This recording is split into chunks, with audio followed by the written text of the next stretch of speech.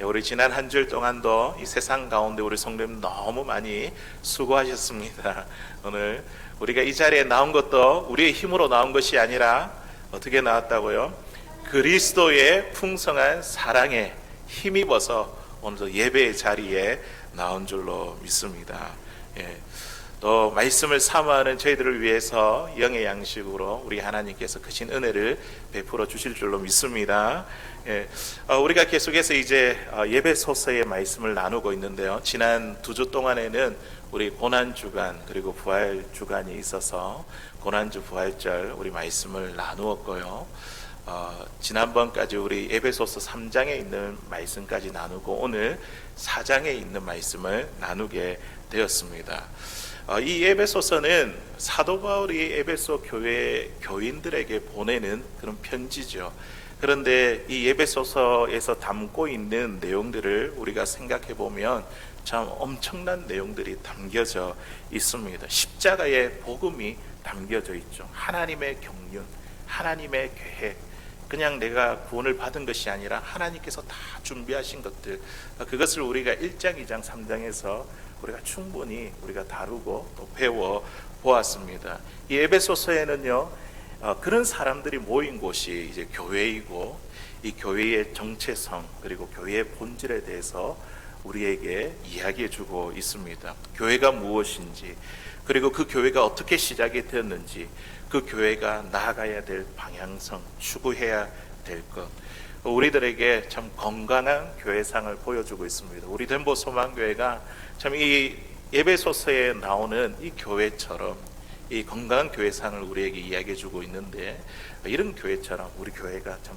건강한 교회, 건강한 공동체가 될 수 있기를 주의 이름으로 간절히 소원합니다. 우리 지난 시간까지 우리 잠깐 우리가 한번 요약해 본다면요, 우리가 2주나 지났으니까 아마 다 잊어버렸을 것 같습니다. 아니신가요? 우리에게 일어난 이 구원의 사건, 우리에게 일어난 이 구원의 사건은요, 우연히 일어난 것이 아니라 하나님이 계획하시고 준비하시고 행하시고 다 이루신 사건입니다. 내가 구원을 받기 위해 내가 행한 거 아무것도 없습니다. 나의 공로나 의로움이나 내가 어떤 자격이 있어서 내가 구원을 받은 것이 아닙니다. 그런데 하나님께서 어떻게 하셨습니까? 우리를 창세 전에, 이 세상을 만들기 전에 우리를 택해 주셨습니다. 우리를 택하셨고, 그리고 우리를 예수님의 십자가로 우리 안에 있는 죄를 다 용서해 주셨습니다. 그리고 성령께서 우리의 구원을 어떻게 해 주셨다고요? 인치고 보증해 주셨다는 것은 이제 구원을 받았다는 것을 도장을 꽉 찍었다는 것이죠. 그리고 그 구원에 대해서는 우리가 결코 취소되거나 변경될 수가 없습니다. 이게 성령께서 하시는 일이죠. 이 모든 것을 우리가 보게 될 때, 나의 구원은 내가 한 거 아무것도 없고, 그리고 다른 사람이 한 것도 아무것도 없고, 하나님이 나를 위해서 다 이루어 주신 것입니다. 우리는 뭐만 하면 됩니까? 그러면 우리는요, 나는 그저 하나님께서 다 이루어 주신 그 구원, 이것을 내가 믿고 이 구원을 선물로 받으면 됩니다.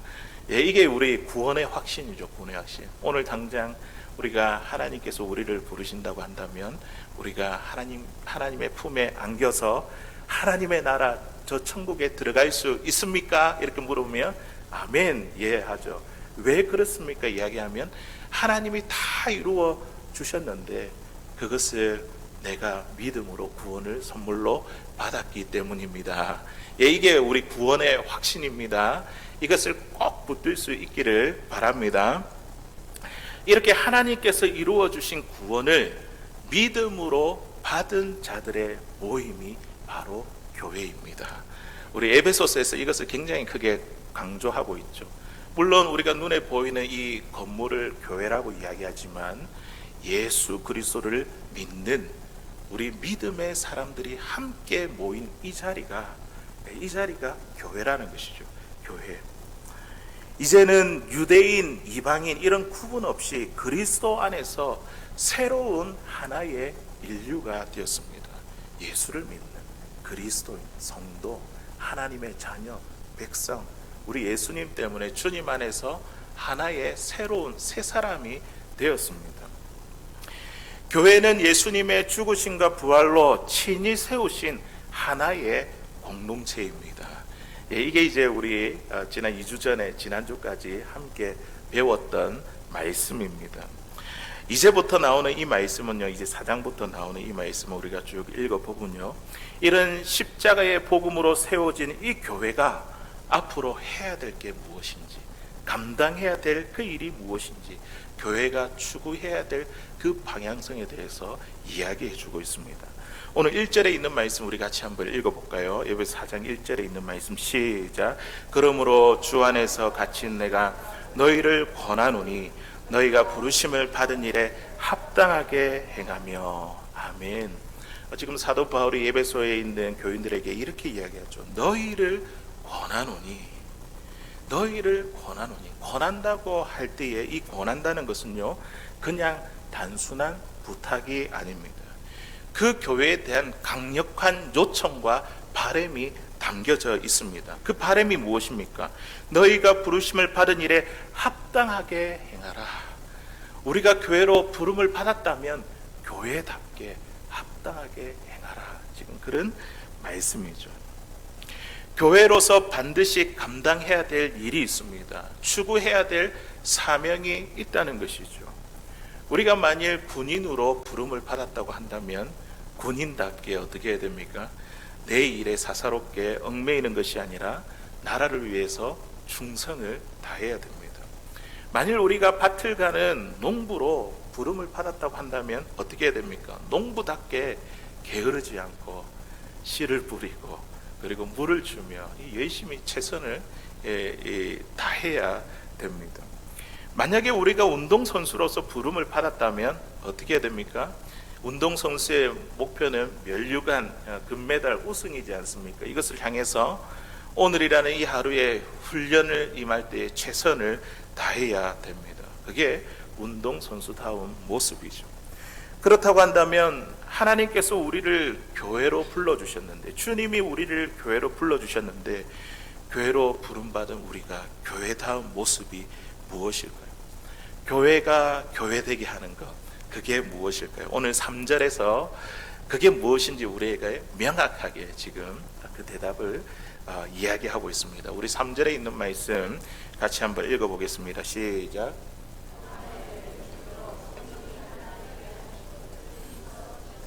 아멘. 자, 뭐라고 말씀하셨습니까? 교회가 교회다워지는 것은요, 하나 되게 하신 것, 하나됨을 힘써 지키는 것, 이것이 바로 교회를 교회답게 만드는 것입니다. 우리가 세상 사람들에게 우리 교회에 있는 사람들이 하나 되는 모습을 보여주게 될 때에 이게 정말 교회구나, 그렇게 세상 사람들이 인정하고 칭찬을 하게 됩니다. 그런데요, 우리가 하나 된다는 거 한번 생각해 보십시오. 하나 된다는 것이 이게 쉬운 일인가요? 하나 되기가 이 말처럼 금방 하나가 될 수 있습니까? 우리가 하나가 되려고 하면 내가 상대방을 맞추든지 아니면 상대방이 나를 맞추어야 됩니다. 아니면 서로가 같은 생각, 같은 마음이 돼야 되는 것이죠. 다른 생각을 하고 이렇게 걸어간다면 그 사람과 나는 결코 하나가 될 수 없습니다. 우리 가장 가까이 있는 사람들을 한번 보십시오. 내 남편과 내가 하나가 됩니까? 나의 아내와 내가 하나가 됩니까? 내 부모와 내 자녀들과 하나가 되고 있습니까? 형제들끼리 지금 하나가 되고 있습니까? 가까운 관계에 있는 사람들까지도요, 우리가 하나 되는 이 일이 참으로 쉽지 않습니다. 그런데 오늘 사도 바울은 이 에베소 교인들을 향해서 또 오늘 이 말씀을 읽고 있는 우리 교회 공동체에게 뭐라고 이야기하냐면, 옆에 있는 지체들과 하나 되라, 힘써라, 이런 말은요 더더욱이 쉽지 않은 일입니다. 왜냐하면 우리는 성격도 다르고 좋아하는 것도 다르고 자라온 배경도 다르며 직업도 다르고 연령도 다르고 은사도 다르고 신앙의 깊이도 다르기 때문에 우리가 하나가 된다는 것은 결코 쉬운 일이 아닙니다.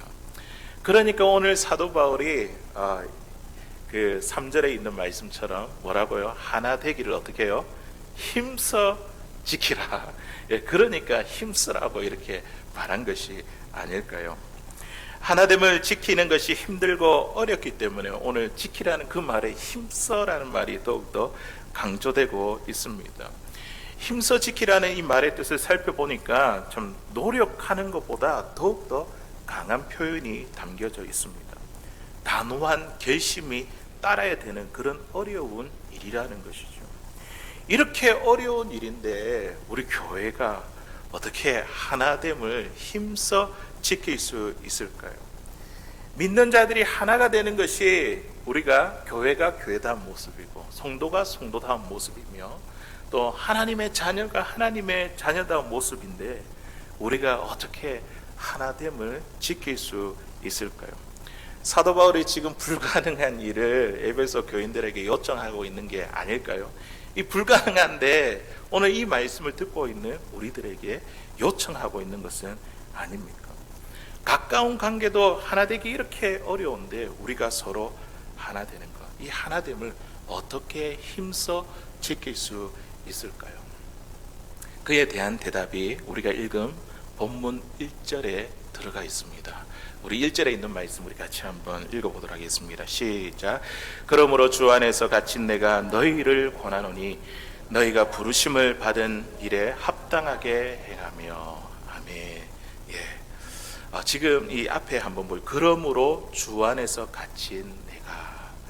사도 바울은요 자신을 소개할 때 지금 어떻게 소개를 하고 있냐면 주 안에서 갇힌 나라고 소개하고 있습니다. 사도 바울이 지금 어디에 있습니까?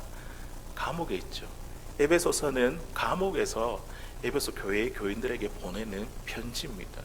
그가 감옥에 있어요. 왜 감옥에 있냐면 예수님을 위해 복음을 전하다가 지금 감옥에 들어있게 되었습니다.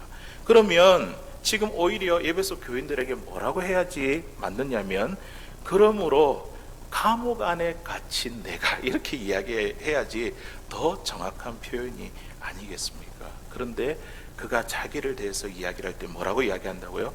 주 안에서 갇힌 나라고 지금 표현하고 있습니다. 그의 육신은 비록 감옥에 매여 있지만 그의 마음은 주님께 매여 있습니다. 주님께 갇혀 있습니다. 사람들은 바울이 복음을 전하니까 못 전하게 하기 위해서 감옥에서 매여 있게 할지 모르겠으나 그의 마음은요 결코 감옥에 매이지 않았습니다. 오히려 주님께 매여 있습니다.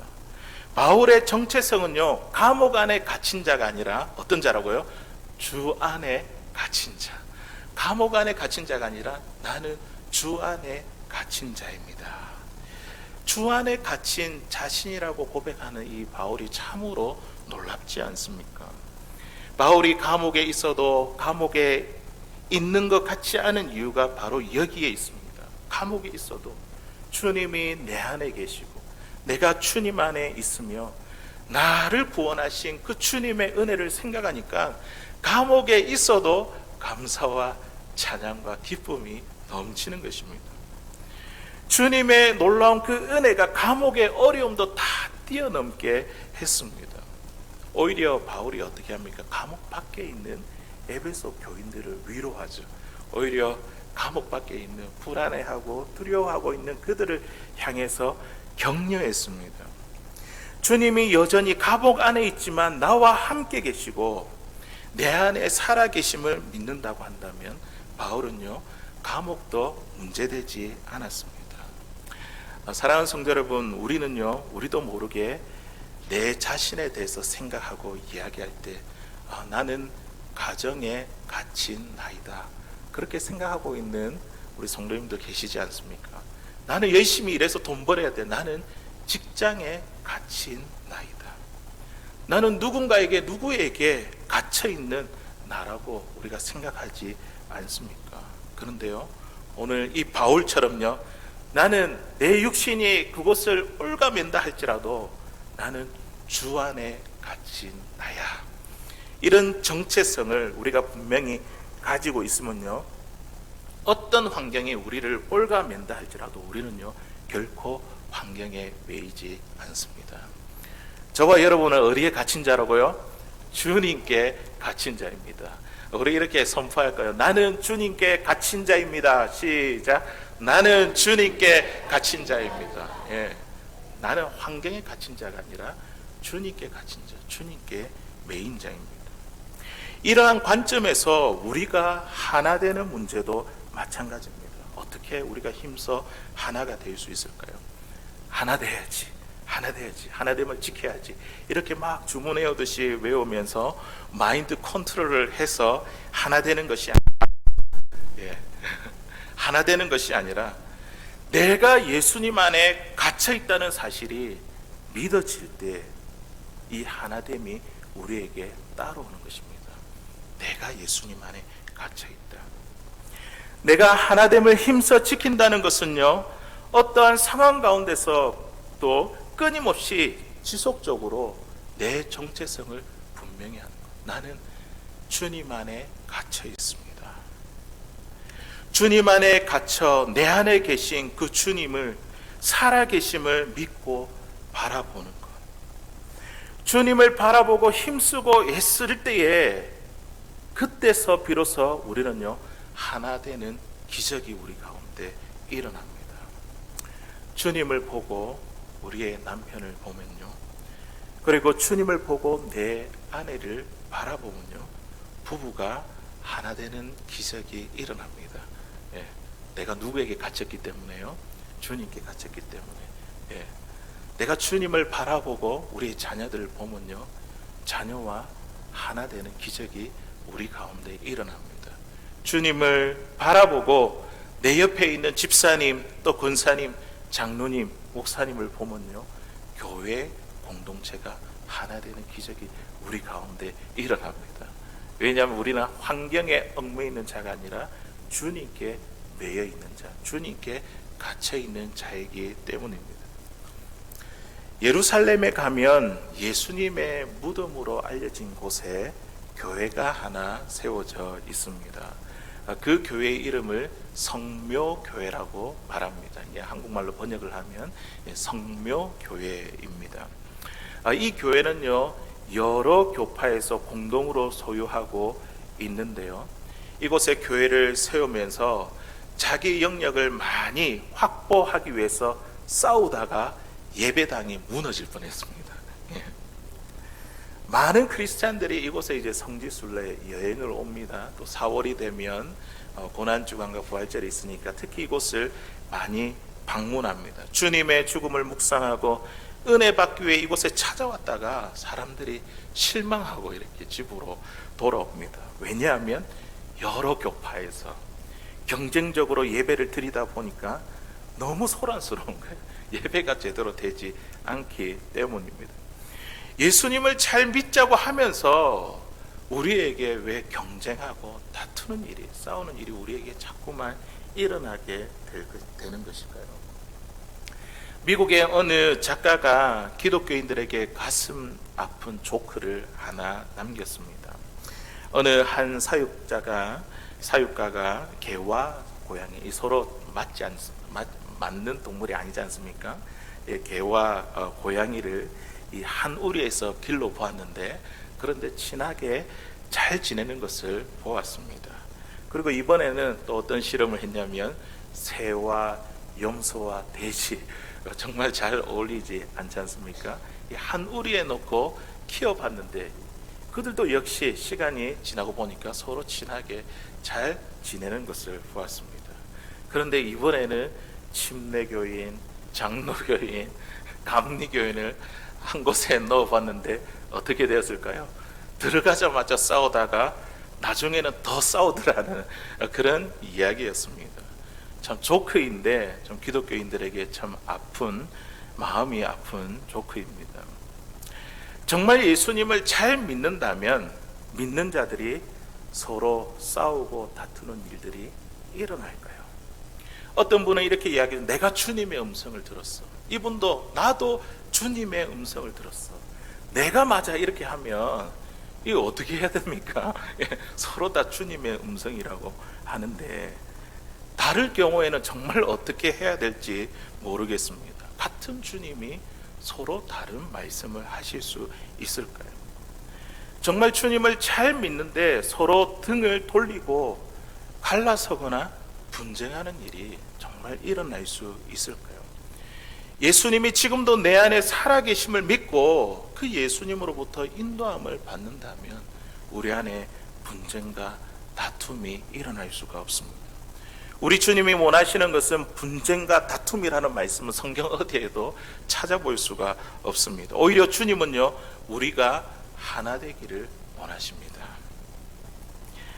내 안에 예수님이 살아계신 것을 우리가 정말 믿는다면요, 예수님은요, 우리를 겸손과 온유로 인도하십니다.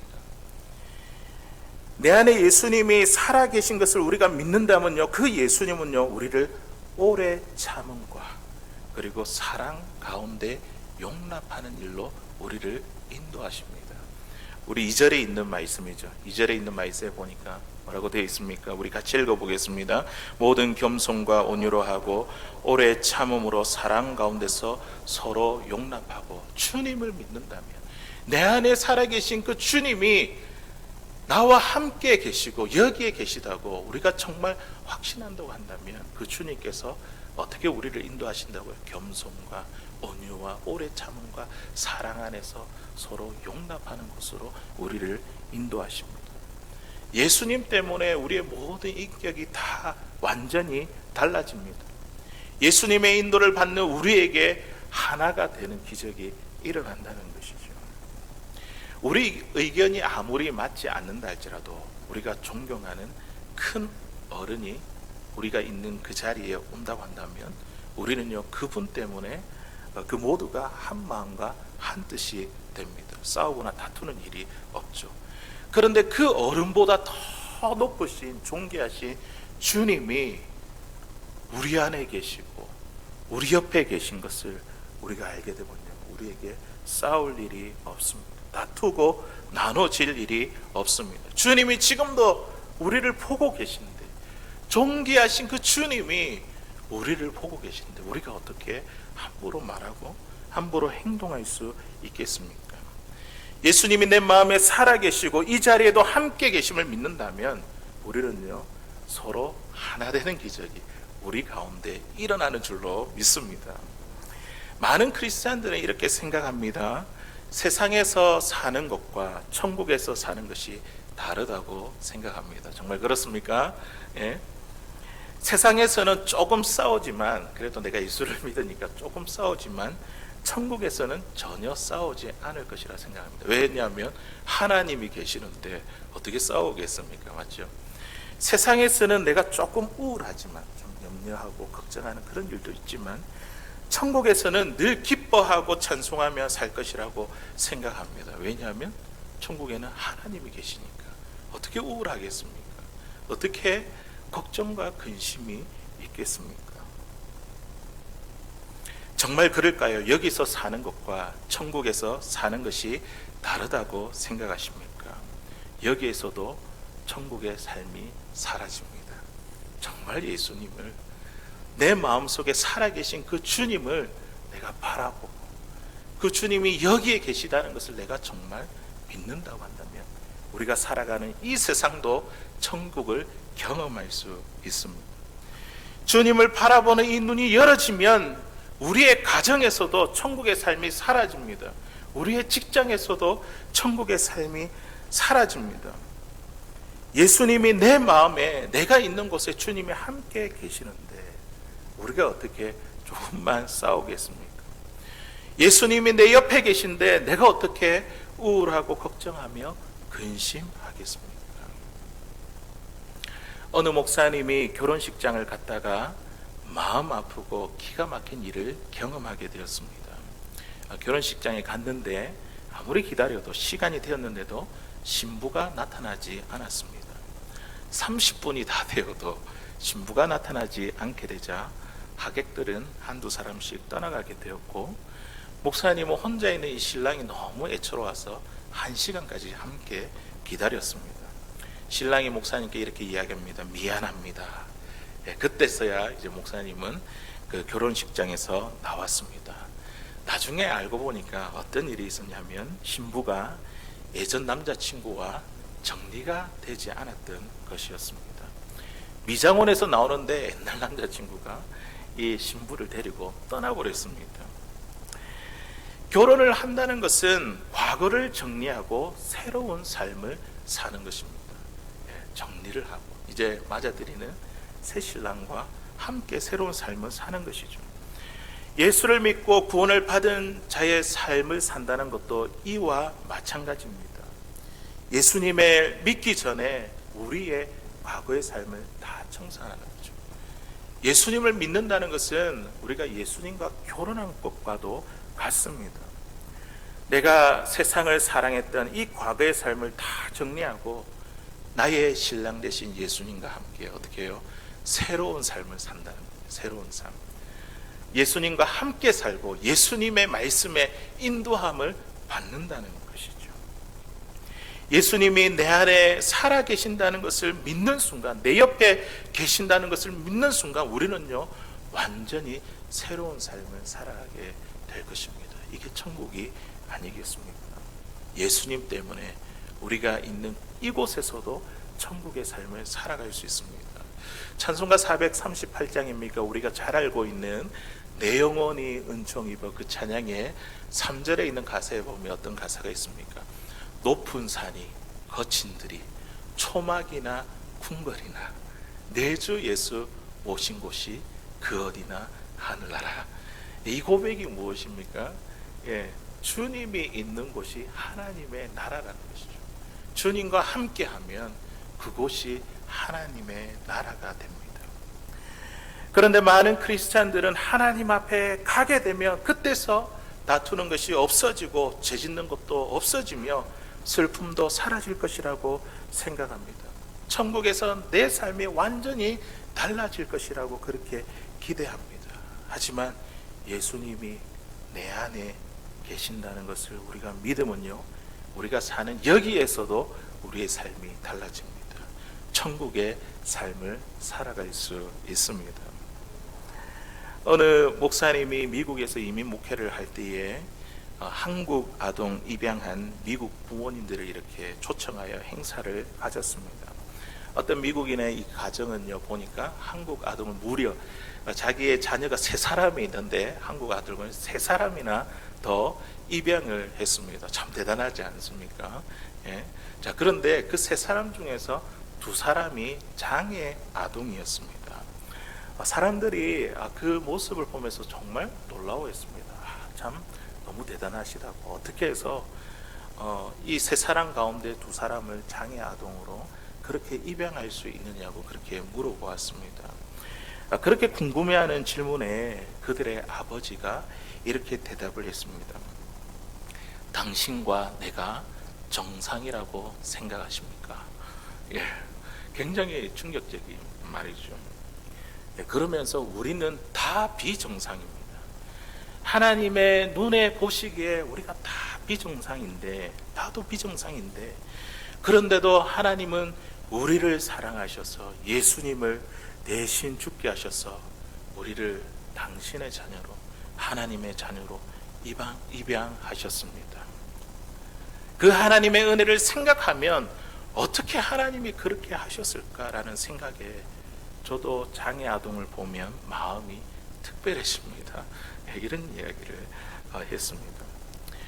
예수님을 품고 사람을 보니까요, 그 사람의 보는 관점이 완전하게 달라집니다. 예수님을 보고 다른 사람을 바라보면 우리가요 용서할 사람이 없고 품지 못할 사람이 없습니다. 그 사람과 내가 하나 되지 못할 사람이 없습니다. 문제는 무엇이냐면 우리가 그 예수님을 바라보지 못한다는 것이죠. 내 안에 살아계신데, 내 안에 살아계신 그 예수님을 자꾸만 주목해 보지 못하고 놓치고 있기 때문입니다. 사랑하는 성도 여러분, 교회가 어떻게 하나가 될 수 있습니까? 우리 가정이 어떻게 하나의 공동체가 될 수 있습니까? 우리가 화목하게 되는 가정을 원하잖아요. 하나 되는 가정 화목하게 해주십시오. 어떻게 우리가 하나가 됩니까? 믿는 사람들이 우리가 어떻게 하나가 될 수 있습니까? 오늘 3절에서 이렇게 이야기하죠. 평안에 매는 줄로 성령이 하나 되게 하신 것을 힘써 지켜라. 예, 힘써 지켜라. 우리가 막 이렇게 구호를 외치고 한다고 되는 것이 아니라 우리가 주 안에 갇혀 있을 때 하나됨을 지켜내는 이 기적은 바로 예수님께 있습니다. 예수님. 예, 그 예수님. 예수님을 영접한 후에 신랑 되신 예수님이 내 안에 계시고 나와 함께 사신다는 것을 믿고 그분이 내 삶을 인도하신다는 사실을 우리가 정말 믿을 때에 우리는요 하나 되는 기적이 우리 가운데 일어납니다. 그 예수님을 보고 아내를 보면 어떨까요? 예, 좋죠. 예, 사랑스러운 모습 보이겠죠. 그 예수님을 보고 남편을 보면 어떨까요? 왼수 같은 좋죠. 예, 주님을 보고 그 주님을 보고 자녀들을 보면 어떨까요? 예. 주님을 보고 우리의 식구들을 대할 때에 우리는요 가정이 하나 되는 기적이 일어납니다.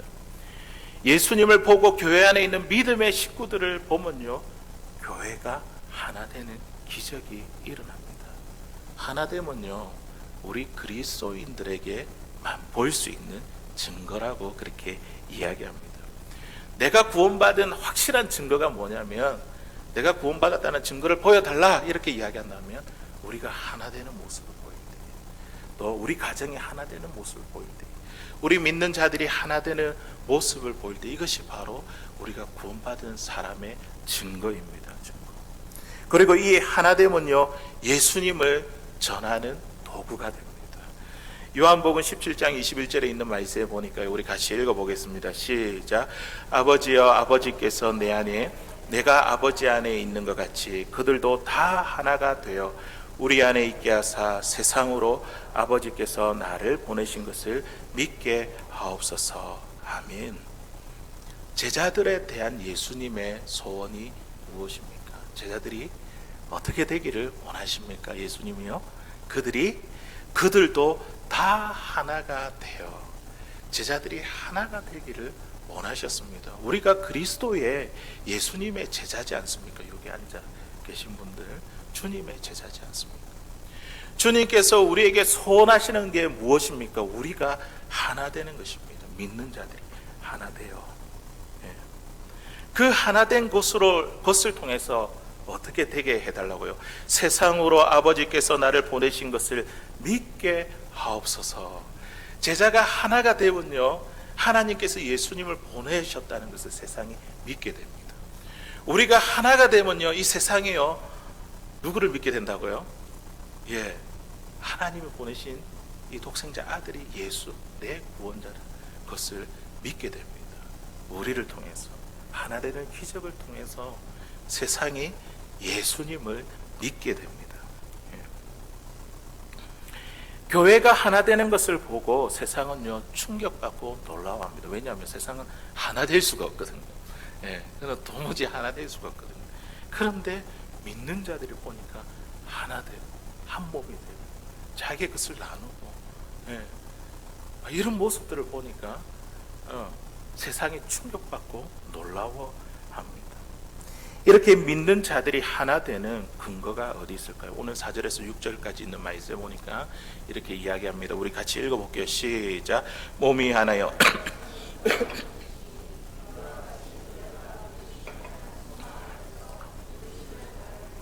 주도 한 분이시요 믿음도 하나요 세례도 하나요 하나님도 한 분이시니 곧 만유의 아버지시라. 만유 위에 계시고 만유를 통일하시고 만유 가운데 계시도다. 아멘. 우리가 하나 돼야 되는 근거가 어디에 있습니까? 몸이 하나요. 이 몸은 그리스도의 몸인 교회를 말하는 것이죠. 우리가 여러 지체가 있지만 예수님의 몸이 하나잖아요. 우리가 하나라는 거예요. 몸이 하나요. 성령 하나님도 한 분이시고, 그리고 우리의 부르심의 소망이 무엇입니까? 하나님의 나라, 천국, 우리의 소망이지 않습니까? 이 소망도 우리가 하나고, 우리가 믿는 주님도 한 분이시고, 주님을 믿는 이 믿음도 하나이고, 그리고 세례, 주님과 연합하는 거죠. 이것도 하나고, 그리고 하나님도 한 분, 이 하나됨의 근거가 여기에 있습니다. 그러면서 힘써 하나됨을 지키라는 것이죠. 그리스도 안에 갇혀 있는 자가 되라는 것이죠. 이것을 위해서 힘써라는 것이죠. 우리가 하나 되는 것은 예수님을 증거하는 교회의 영광입니다. 세상 그 누구도 무엇도 따라할 수 없는 교회의 신비입니다. 우리 교회와 가정과 믿음의 식구들 안에 미움과 상처와 원망으로 관계들이 깨어진 분들이 계십니까? 오늘 3절에 있는 말씀, 평안에 매는 줄로 성령이 하나 되게 하신 것을 힘써 지키라. 우리가 예수님을 믿음으로 이미 하나가 되었어요. 하나가 되었는데 힘써 지키는 것은 내가 주님 안에 갇혀 있을 때에, 내 안에 주님이 살아계신 것을 내가 믿고 바라보게 될 때에 우리는 우리 안에 하나 되는 기적이 일어나는 줄로 믿습니다. 오늘 말씀을 통해서 더 힘있게 내 안에 계신 주님을 힘써 바라보고 그 주님의 인도를 받아 우리의 가정과 우리의 교회와 믿음의 공동체가 하나 되는 기적이 일어나는 사랑하는 저와 여러분들 다 될 수 있기를 주의 이름으로 간절히 소원합니다.